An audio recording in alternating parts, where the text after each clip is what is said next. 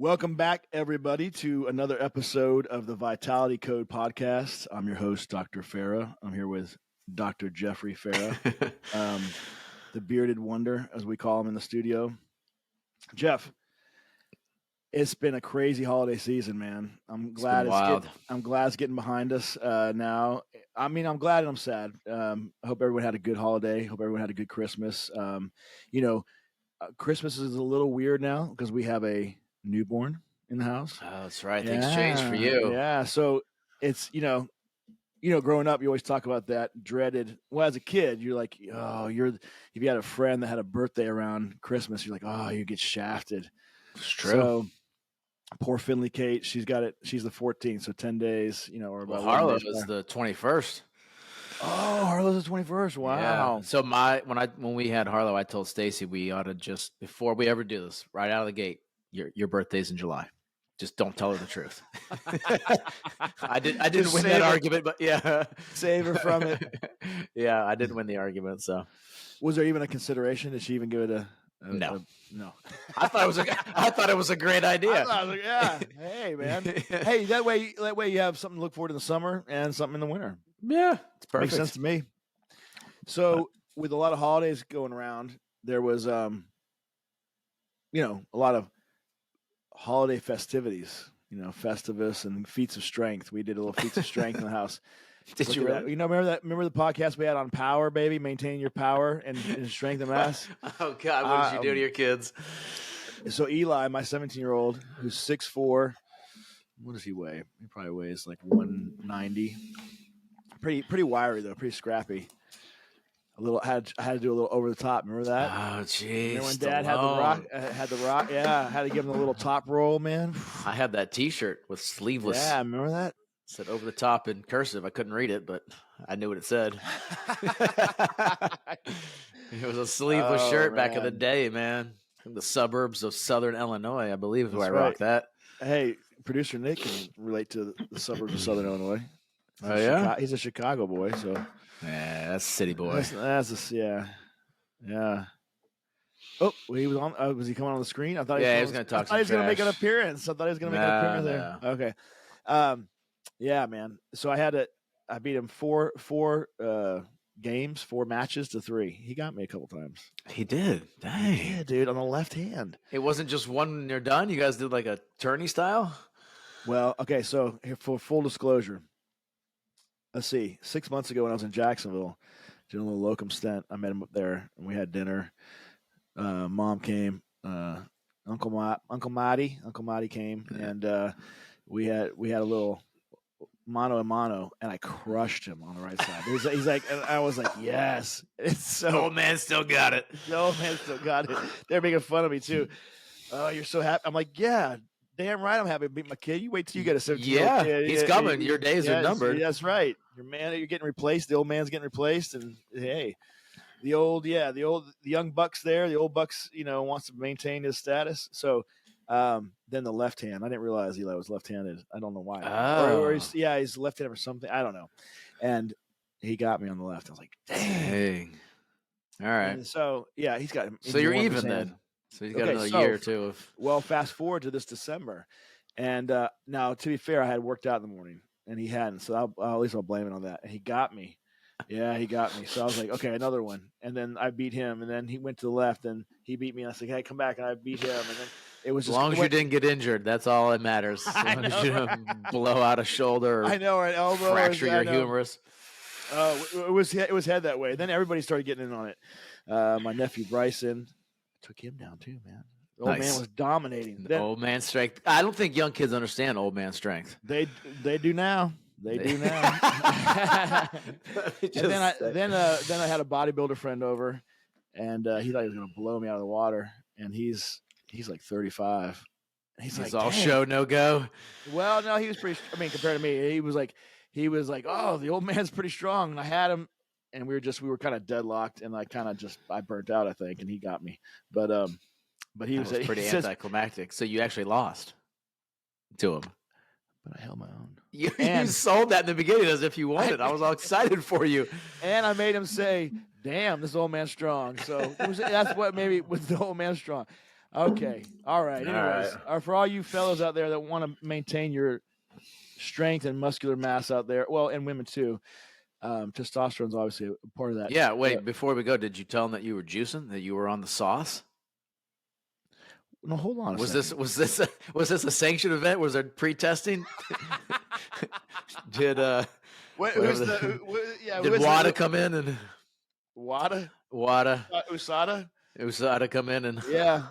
I didn't. Yeah. Those samples that I gave. Of course, if he's a bodybuilder, maybe he was running the hard stuff. I don't know. That's probably why he beat me. All right, No, let's I get didn't to tell. it. I didn't tell my son that. But theoretically, right? If we're doing this right, we should be at the level. We should be at a youthful level, not at an astronomically super physiological level. There you go. So it was maybe you might even say it was a fair fight. There we go. There you go. In that sense, because he's 17, so his testosterone's probably sky high. Yeah. So I mean, one of the ways that so the way that we do this is we have to administer testosterone. We've talked about pellet therapy. We're both big fans of pellet therapy. We both we have pellets. We have pellets in our asses right now. The two of us, and so we're big fans of bioidentical hormone replacement therapy. But there's also other ways we can do that, and we treat our patients in the clinic. Let me ask you, if somebody came in and wanted a subcutaneous injection of testosterone, wanted to do that, just for whatever reason didn't want to do intramuscular, what's your standard answer in the clinic right now? Now I know you're giving me a loaded question, but I'll be honest. Is what I tell my patients, and I have a feeling that you're going to prove me wrong. But I tell my patients it doesn't matter. IM versus sub-Q. I tell patients there is some signaling, some thought process that maybe the sub-Q can deliver a slower absorption, therefore maybe a slightly more steady absorption, therefore potentially less spikes and valleys, maybe potentially less of an estrogen conversion. I don't know that I've seen that in practice. And so I tell them what I look at is if we zoomed out, maybe the 30,000 foot view, if we look at this from a year, it probably won't make much of a difference. However, we can experiment on either side. That's usually what I tell people. Well, I'll be, I guess even a blind squirrel. You're not going to print. No, that's actually quite right. Actually, is that really what you tell them? Was that an honest, true? That's honestly what I tell them. I've experimented with it, and for me, I didn't like the sub-Q. It was almost the reason I experimented was I struggle with IM injections, i.e., why I went to pellets, because the spikes really affect me, and I'm a huge estrogen converter. So I was trying to lower that. But what I found was I almost felt like I wasn't doing anything. And in terms of what do you mean by that? The effects of it? Yeah, I felt like I was blunting my positives. So, but I was also comparing that to pellets, and I just so much prefer pellets that I think it wouldn't have mattered. Or you were comparing it to IM as well, maybe. True. Yeah. Here's the other thing I tell people about IM is sometimes guys like the IM injections, and I think they like it for maybe a misconception. I think that they like the rise from an IM injection, but the only reason they feel a rise is they're coming from a low. And so you're thinking about it from the rise, but the only reason you're getting a rise is you're coming from a low, and so you actually felt crappy the day before. So maybe if you thought about it from that, a little bit more steady is better. Okay, so then let's extrapolate that towards you. I mean, right? What positives were you not noticing, or that you thought you should notice? Felt like I wasn't as robust of a feeling just all around that I'm used to. I don't like spikes, but I do like the benefit. Yeah, you didn't feel the energy surge? Yeah, kind of? Not surge, but just overall the level just seemed to be a tick lower.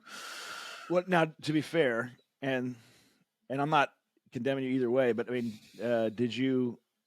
how long did you do it sub-Q A, and then B, did you test levels to know serum level? No, I didn't test levels. Do as I say, not as I do. That's right. And then rules for me, but not for me. I probably ran it for 2 weeks. Okay. Interesting. And I was coming from shots. It was a break in between pellets because I couldn't get to a practitioner. And so I was doing shots, and I was like, oh, God, this is why I hate shot. I remembered. And so I was like, let me try this sub-Q. So Where did you inject? Just out of curiosity. stomach. Okay, and then what size needle? Good question. I probably used a 27 5/16. That's pretty standard for my. Yeah, I don't like those insulin needles because you can't draw it up in an insulin needle. I know, right? Yeah, they're just too thick of an oil. So yeah, I got to put a draw needle on it. So then my sub-Q needles in the office are the needles are 27 5/16. Was it? I don't know. I mean, again, I don't know how long ago you did this, but was it difficult to give yourself the shot? No, actually that was easier. Really? Even though the viscosity of these oily substances is fairly high. Because I lowered the volume of shot, Right. so I went to every other day. Okay, so you did every other day too. Yeah. And how much were you doing at a time? I don't remember. I want to say somewhere between 0.1 and 0.2, maybe. I can't remember exactly. So 20 milligrams to 40 milligrams. If you're 200 milligrams. Yeah. Okay. Yeah. I think I probably averaged that. I do better at under 200 milligrams a week. So I probably took that and extrapolated it out and found out where every other would lead me to total and probably just split it by 3 or 4. Yeah. Interesting. Well, do you have anybody in your clinic that does sub-Q? I do. I have one guy who does sub-Q daily.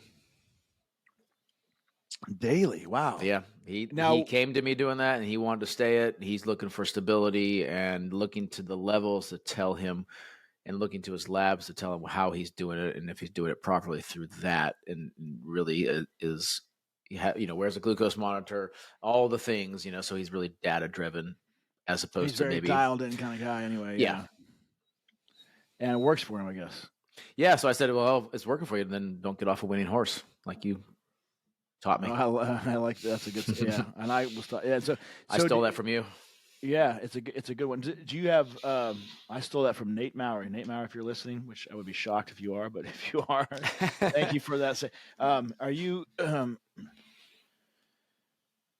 So are his serum levels pretty good, pretty steady? Yeah, I couldn't tell you off the top of my head. But you don't recall him being a big outlier in terms of. No. He's a real not. He's looking for. He's a numbers guy, right? I want to be at 800. I want to be at this estrogen. I want to be at. He's very much. Yeah. Dialed in.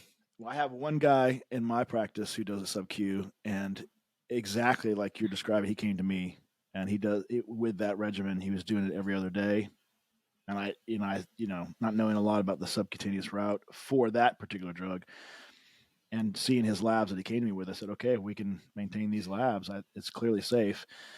The proof is in the pudding. Show me. Let's try. And so we did. And he did. And he does it every other day. That's crazy. So then, we have been talking about this for some time, and it is an interesting topic. And I do hear from time to time people come in and talk about it. I hear it and I read it on the internet, IG, social media threads, and I don't know, when they come in the clinic and talk about it and it's brought up, I've never found it to be super useful and practice changing. And I guess I'm fairly convincing because I feel like, the breadth of experience that I have, both in the knowledge that I have, or I thought I had at least in this realm, as it pertains to this specifically, for whatever reason, the result was that my patients don't really do it, and everybody was fine. It wasn't like I was lacking, there was something missing from my clinical practice. But since you and I were exploring all these topics for this podcast and we talked about it, I will tell you that the physiology of it is actually very interesting. And now, having done this, I'm more inclined to do it, to recommend it rather. But like all things, there's what you read in studies, journal articles, textbooks, and then there's the clinical practice of it too. So I think that comes into play. So let's just dive into this a little bit and review it. So let me just use it. You kind of set me up, which is for this, and this is really good. Ultimately, for testosterone esters, everything that we use in clinical practice, and I would say the main ones are cypionate and enanthate. Testosterone cypionate and enanthate. So the cypionate, as you know, is the ester part of it. The enanthate is the ester part of it. Enanthate's like 7 carbons long, and cypionate's like 8 carbons long. Then there's one other one that's used in clinical practice, or at least written about. And there's plenty of other ones that are available out there on the black market, or maybe in other markets, or like a propionate. That's a very, or test prop, as it's called for short. It's a very fast acting, very small ester. And then on the other end of the spectrum, I've seen testosterone undeconate. I don't even know if I'm pronouncing that right, but it's like I think it's only in Europe. Last I saw. Yeah, is that and right? That's yes, Long half-life. Yeah, like a shot a month. But it's been implicated in oil embolisms to the lung. Interestingly, so there's this thought of do we really? And I guess if you're doing something that's an elective thing, it's not a testosterone emergency. Like you don't come in on the ambulance. We have an acute testosterone deficiency here. So you need to obviously the risk benefit profile is even that much more important. Why subject yourself to unnecessary risks for something that's elective? So we're left with enanthate and cypionate. Those esters, basically what happens, the systemic elimination of those esters is about the same, and it's pretty steady. So then that leads you to the formulation of them, and the injection site is what influences the speed and magnitude of the response. And as we've talked about in this podcast before, that's important because the speed and magnitude of the response can precipitate potential complications. Okay, so one would be, what's the most common cause, or what's the most common complication with testosterone therapy? We talked about it last week, right? Or not last week, but whenever it was recently. Androgen-induced erythrocytosis, right? And we said that higher doses and magnitude and the speed of onset, meaning esters from injections, specifically IM injections, tend to do it more readily than maybe pellets, more readily than et cetera down the line. So you have to understand, this is really pretty interesting. When an ester is dissolved, so the molecule is attached to a fatty chain in ester, and so you got testosterone and enanthate. Now you got this new compound, right, that they can patent, by the way, and sell as a drug. Then you have to dissolve that in an oil. That's your carrier marker. That's your carrier to put the depot. The depot is the injection of the volume that you put in. Just as for everybody listening, make sure, I know you know this stuff, but the volume that you inject into your muscle, in this case, or subcutaneous space, is called the depot. Okay, so that testosterone has to be dissolved into that oil. It's done so typically with benzyl alcohol. Then there's a bunch of different oils, right? Cottonseed, sesame, grapeseed. Any that I didn't cover there? I mean, I think grapeseed is the most common. I'm not sure why, probably due to price from the pharmacies, but that's probably the most common one I see. Right. Turns out benzyl alcohol is as hydrophobic as it is hydrophilic, or vice versa. Basically, it's equally dissolvable in fats and in aqueous substance, which is interesting. So now we're going to put this depot into the interstitial space. We're not putting it into a cell right yet, and we're definitely not putting it into the vascular space. Those three compartments: interstitium, intracellular, intravascular. So it's in the interstitium, in between muscle cells. It's just sitting there, right? Well, because benzyl alcohol is readily dissolvable into aqueous solutions, because that's what you're in now, basically, boop, out comes the testosterone ester. Okay, so that happens pretty fast. And that's going to happen pretty fast in the subcutaneous tissue, or the interstitial space of the muscle, because the benzyl alcohol is the predominant driver there. Okay, so there's not much difference there. Then what happens is you have to hydrolyze the ester. So you got to get rid of that cypionate molecule or enanthate molecule to then have active testosterone. Active testosterone is less than 1 kilodalton in size, so that would make it readily able to pass blood capillaries and into the systemic circulation. But turns out that hydrolysis of ester process is extremely slow, very slow. So what happens is the testosterone cypionate, in this case, or enanthate, then gets into systemic circulation some other way. It turns out that way is lymphatics. So the big driver here is the difference in lymphatics, and it was very, of course, I like, and I assume you do too. We like to nerd out on this stuff, but we're slowly getting to the crux of the matter for the patient. But so now we have to look at the difference in lymphatics. We have to ask ourselves: is there a difference in lymphatics between the subcutaneous space and the muscles, yeah, there is. It turns out it's the pumping mechanism. Okay, so they both can go in there, but the way in which they're extracted out of that interstitial space and into the lymphatic space, and then pushed into systemic circulation, has to do with the pump. In the muscle, it's the muscle, right? So that's why when you're in a hospital, we put those squeezers on your legs. That's not the reason, but it's akin to that. You can think of that pump mechanism. It affects the muscle. The muscle releases myokines that then have an anticoagulant effect on the body. But nonetheless, when your muscles contract, they pump the lymphatic fluid, which is full of, ultrafiltrate, right, from the cell and from the vascular space and the different proteins and molecules, nutrients, and etc. And it is carried into systemic circulation. That is based on the muscle. Okay. And that is extremely variable.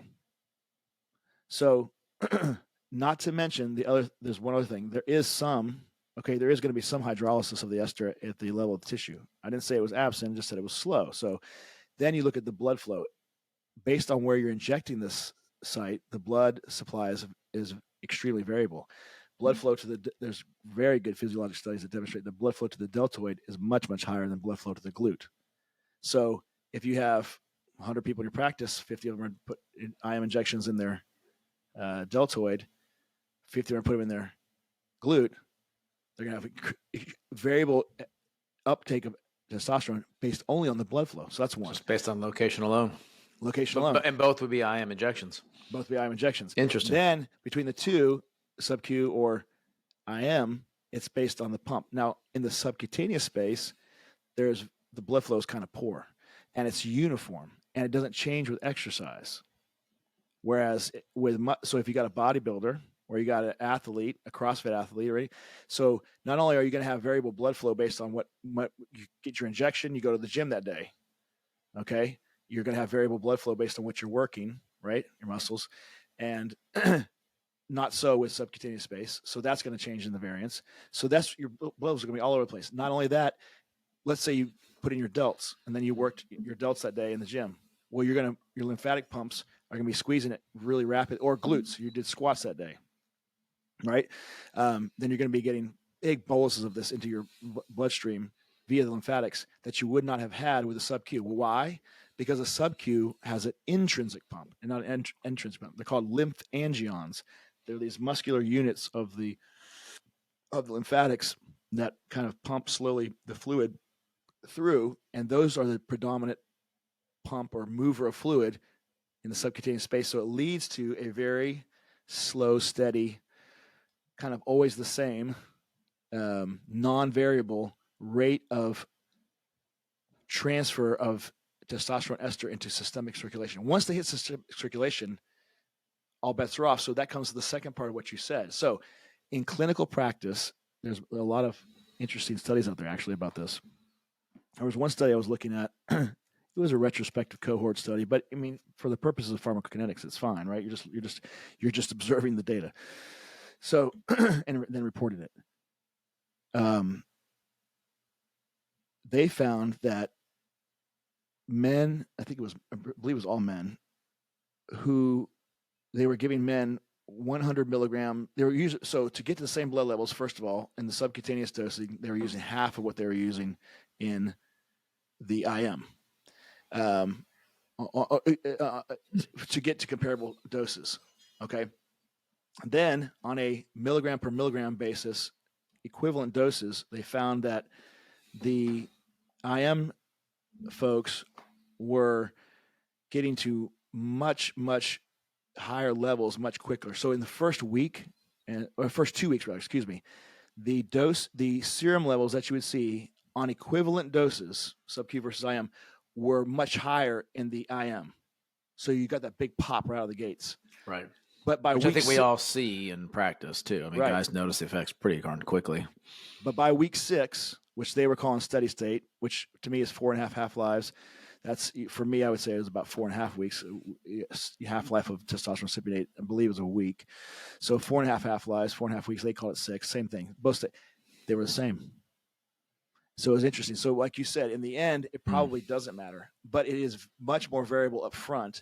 And depending on where you inject, it's going to be variable. So on any one event of giving yourself an injection, the 6-hour serum level versus based on what you do, now that's very variable. Next is interesting observation was that subcutaneous at 6 hours and subcutaneous at 6 weeks, serum levels were the same. So it proved that it doesn't change. Okay, but not so with IM.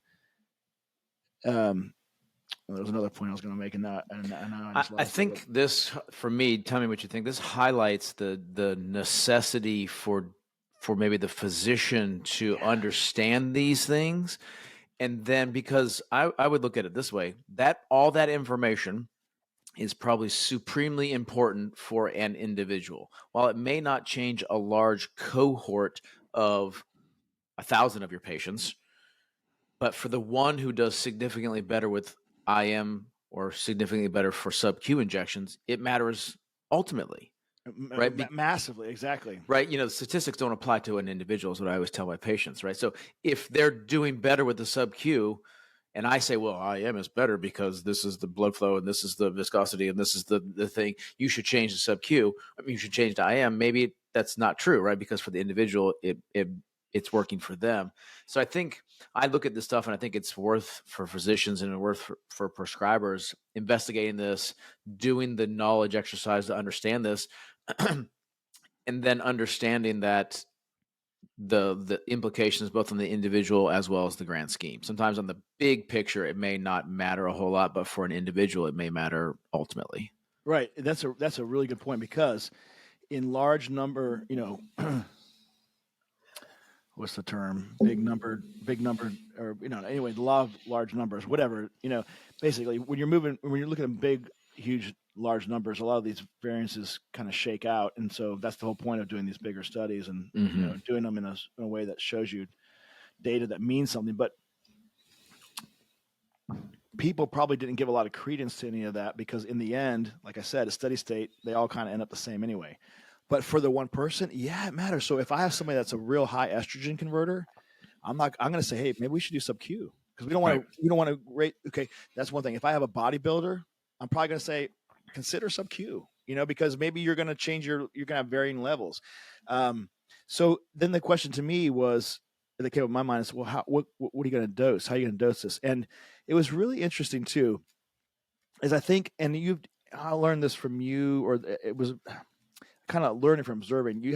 I noticed that you had a real good out of the gates as an NP, had a good way of explaining and a good personal tolerance for methodical, we'll get there when we get there mentality. Like, because we'll get there when we get there, because the way in which we get there needs to be right, because we need to keep you safe and get to the right place, and we're playing for the long game. Meaning, so when somebody comes in, and I think this is, everybody is different in their temperament, and we should talk about this in terms of emotional quotient, EQ, or the art of medicine someday. By the way, we should do this with maybe a like a psychologist type, maybe a good topic for a upcoming podcast. But I know that and I've had attendings along the way, when a patient comes in, there is an element of customer service that's at play there. They come in wanting something. And I remember a family doc telling me this when I was in med school, that, he always tried to let them leave with something, leave with a script, leave with a sample, because they always, and it was his little thing of trying to give good customer service. But, there is this, I'm coming to you with this desperation. I can't get an erection, or I have low energy, or I have a low libido, or whatever it is. And you have, at least I do, or I think the general person has a temptation to want to alleviate their patient's symptoms quickly, but that can be deleterious. What I mean, so where I'm going with this is that in the studies with sub-Q, and it was funny because there were several on transgender men, so a lot of this work was, and they were doing it weekly injections, and it was slow and steady. So where you would start with maybe like 50 milligrams, per week. So in a 200 milligram per mil, you're so we a quarter mil in the subcutaneous space. And they slowly went up. And so 50, 75, 85, anyway, it was a range for 100. And they got and they reported this, they got up to 1,200 nanograms per deciliter, which is pretty darn good, right? But it was a slow, steady rise, and sub-Q was really good at that, but they didn't see a lot of the effects of high estrogen conversion, other deleterious things, androgen-induced erythrocytosis. And I said, that just again reinforces that slow, steady approach, that methodical approach to get to where you want to get to safely with the end goal in mind, but to do so methodically and patiently so that you don't get the side effects. And I would just, as a matter of, as a point of speaking here, I think you've already naturally done well with that. What do you think about that? Number one. Number two is, what do you think patients, and how do you coach patients through that to get them to subscribe to that? Yeah, I think that's a good point. What I tell patients, and I spend not a whole lot of time, but in my initial exams, I say, I think it's important for you to understand where I'm coming from a broader perspective of medicine. So I say, like, I'm not a go big or go home kind of doc. I would rather start slow and build up. That doesn't have to be your preference. Here's why it's my preference. So you understand where my decision making has come from if we meet at a different end road. I mean, a simple example of that is you go to somewhere and they're like, hey, I need an MRI for this. And the doc's like, no, you don't. And instead of the patient saying why they wanted the MRI and the doc saying why he doesn't think you need it, they just say yes and no. And there's an impasse, right? So I say, a lot of the decision making that you'll see me make, here's how I make it. Here's the thought processes I'm having. Here's why I do it the way I'm doing it. I have found that as long as you communicate that to the patient, and I tell them, you're allowed to disagree with me. I may not capitulate if you disagree, but we can have that discussion. But just so you know where I'm coming from in my frame of reference. Yep. And I have found patients, if they understand the end goal and they understand how we're going to get there, they're much more accepting, even if it is not how they want to do it. They understand, well, he did tell me that. He told me it's going to take me a little bit of time. He told me he'd rather go slower than faster. He told me he'd rather keep me safe than keep me, at 1,500 on my testosterone levels. And here's the reasons why. So I think that communication helps the patient understand, and it helps them not feel like maybe they're not being heard, or maybe they're feeling like you don't have the same end goal in mind, or some of that miscommunication that happened. So I like to set that sort of, here's where my decision-making has come from. And that tends to get most of my patients on board. And I had an example of this in the clinic this week. I had a young lady who came in and she was having some acne from her pellets. And I was like, she was like, I shouldn't have talked you out of staying at the same dose. And I looked back in my notes and I had written in there, based on her previous labs, consider lowering her dose. Patient has super physiological levels, potentially going to run into issues. And this is the conversation we had. And then we talked, and she wasn't having any issues. She wasn't having any problems. We weren't that significantly over quote unquote normative values, and we weren't running into danger. And so we decided to stick with the dose because she was liking the benefits. And then she said about a week later, she started getting acne. And she was like, dang it, I wish I had listened to you, right? And then myself too, I was like, I should have gone with a little bit with my intuition and gone a little slower, got a little lower, right? We were running into subjective issues here, no medical problems. So it wasn't a big deal, quote unquote. But they're coming to you, like you said, this is an elective procedure. So those elective things matter. So I just like to explain that to patients. And I have found better results taking that method rather than going the fast route. But you do have this, like, you came to me with a problem. I've put myself out there in the community as having answers in some sense. So I want to provide you with that answer. And if I don't, I feel like I'm letting you down. And right. Yes. So you kind of feel that onerous. You got to fight that. And it's good to talk through these things. Another thing too, is that so the way that I think we both practice is like the anti-paternalism. Like, this is what I believe. This is why I believe it. This is the box of safe things. I'll let you kind of choose where in the safe, I'll kind of go. But the flip side of that is like what you just said. Sometimes you can, and it's usually innocuous. We're being willy-nilly here, but in that case, you get that you mentioned where the woman kept going, and then she was like, oh, I wish we had pulled back a little bit because of the acne. And so that would be the mistake you're going to make in the erring away from paternalism kind of thing, So, but then just talking through this, I find that if you explain those things up front and you take the time to do that, then when you have to get a little paternalistic and kind of, or what is perceived as that at least, and reel them back in a little bit, they're more accepting at that point. And for sure. And because, what the cool thing is that ultimately you're giving the person agency, and you're giving them it's their body anyway, and you're making them a stakeholder in their health, which they should have been anyway. And that's why I don't like the purely paternalistic view, because where because I just feel that the best results that I get with a patient is when they subscribe completely. When I'm giving them the most agency that I can hand, and I'm facilitating them being a stakeholder in their own health. If I can do those things, they're more likely to stick with it. 100%. And I try to tell people, you're not paying me to have a short-minded onset. You're paying me, and you're entering a contract with me to look, as I see it, and this is how I'm viewing it. You're looking at me to look 5, 10 years, 15 years down the road, which you inherently can't see the forest for the trees because you are in the middle of it. You're paying for an objective observer. And if I was only looking at 6 weeks, we'd be doing the same thing. I said, you do the day-to-day. I can't see that. That's your life. I'm going to look 5, 10, 15 years. That's why I'm talking to you about a colonoscopy now, even though you're only 35. Right. That's why I'm talking to you about some heart scans. That's why I'm talking about, let's keep your estrogen. We don't want to bottom your estrogen out because you may have bone loss in 10 years, right? So you're entering this contract because you want some expert advice, but you can't know everything. I'm not building houses, and I'm not going to set up my own trusses. I'm going to go to an expert, and you're paying me to be an expert opinion and have a long-term view as I see it. So when I make decisions, I'm looking at it from your long-term health perspective, which may not always be in direct reconciliation with short-term benefit.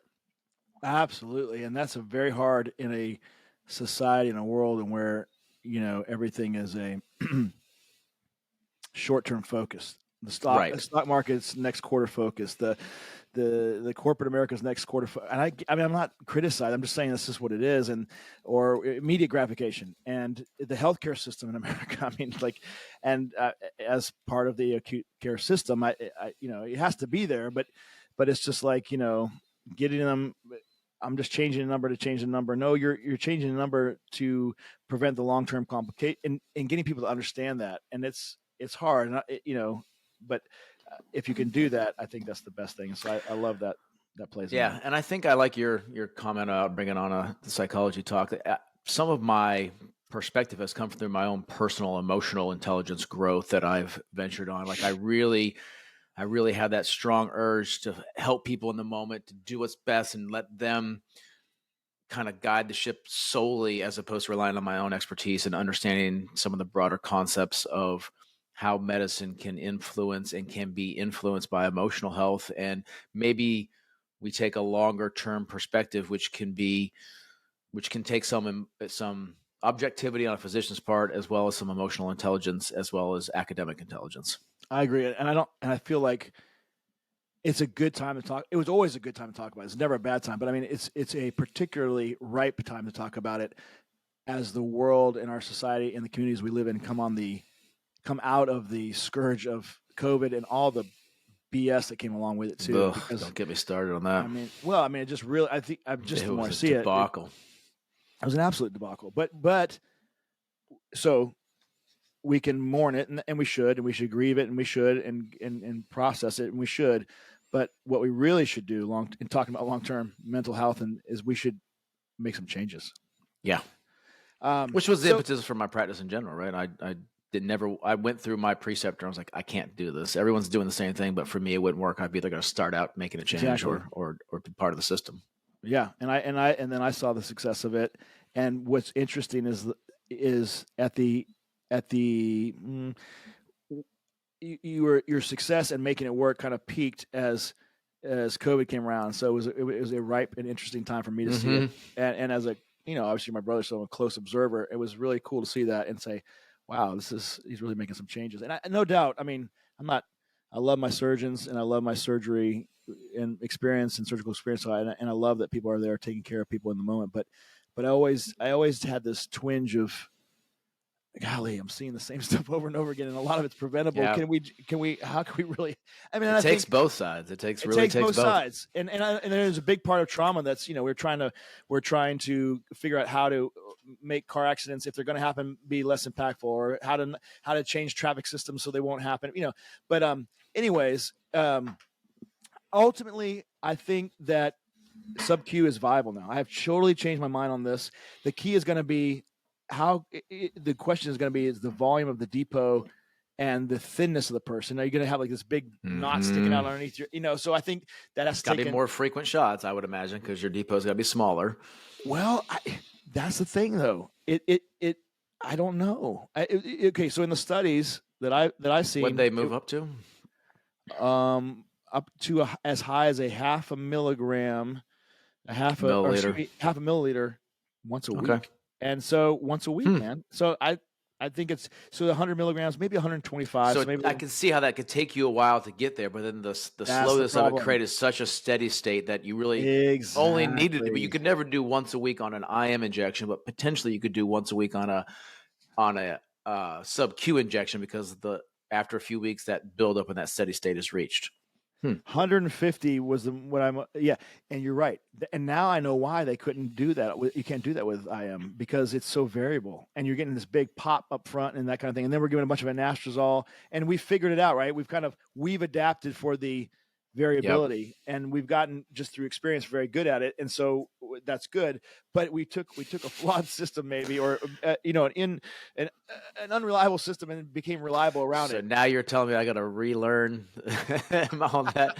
But let me ask you this: let's take it down a rabbit hole, which I tend to sometimes do a little bit too much. Could you start with maybe an IM injection as well as a small sub-Q to get the initial, to get the effect, to find out if this is going to work for them, to find out the effects, to get the resolution quickly, while you're also slowly building a sub-Q base, so to speak?